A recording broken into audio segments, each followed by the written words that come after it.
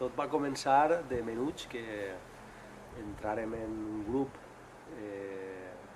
Scout Mafeking d'Ontinyent, i era una colla ja prou consolidada perquè vam entrar tots en massa i se feien activitats cuidant la natura, respectant la natura, l'ecologia i la passió per la natura la portàvem ja dins i així l'anàvem cultivant en les acampades, en les vivències, en les activitats que anàvem fent. I sense quasi pensar-ho estàvem plantant els primers plantons, recollint bellotes i...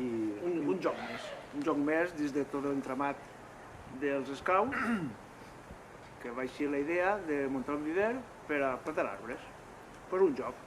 Ens apuntem, a començar a buscar finançament, a buscar materials, i va ser el que va eixir.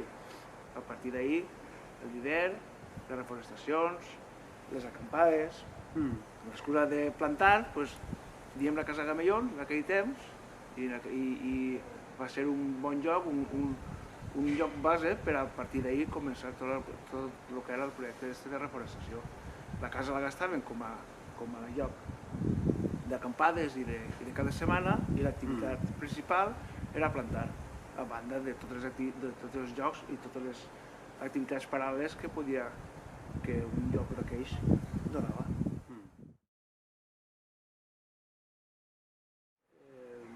Hem sabut no deixar-nos portar per males gestions que ens aconsellaven, sinó fer la nostra pròpia manera en prova i error. La manera millor que hem tingut és provar-ho de primera mà, les nostres experiències, i d'ahir aprendre, i perseverar, i persistir, i no decaure. Entonces, hi ha espècies que van millor que altres, la manera de plantar, tot això ara és una experiència que la tenim i l'estem transmitint dia a dia per a que siga exitosa. I que ens ho vam passar molt bé, també. Bueno, això no m'ho lleva ningú. Hem disfrutat molt, perquè no ho veiem com una feina, no ho veiem com un treball, ho veiem com un oci, i l'oci sempre ha de ser bo.